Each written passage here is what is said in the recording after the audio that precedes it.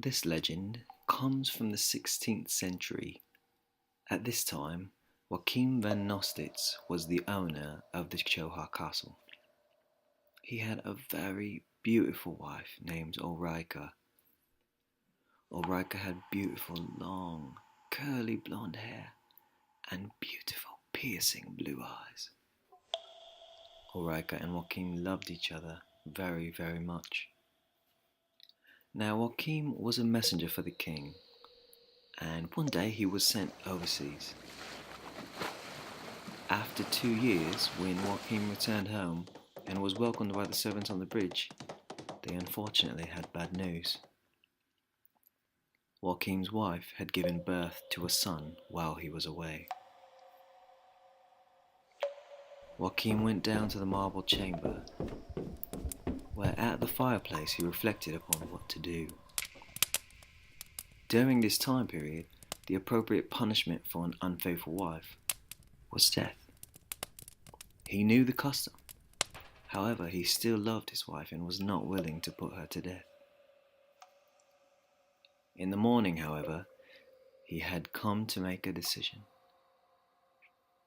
Love was overtaken by jealousy.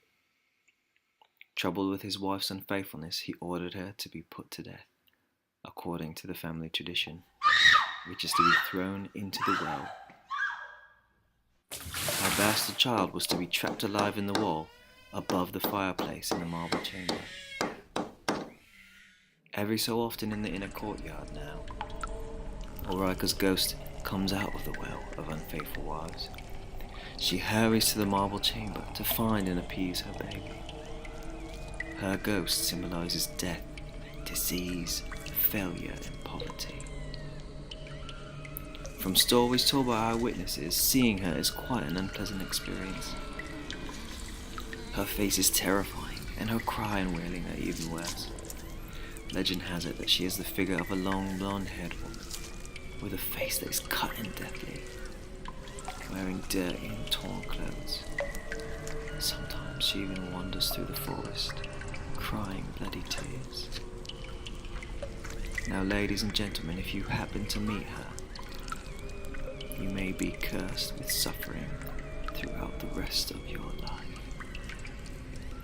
Be careful as you wander through the castle at night, for you just might come upon the ghost of Ulrika as she searches for her baby, who they say is still trapped behind the fireplace in the marble chamber, and whose cry can still be heard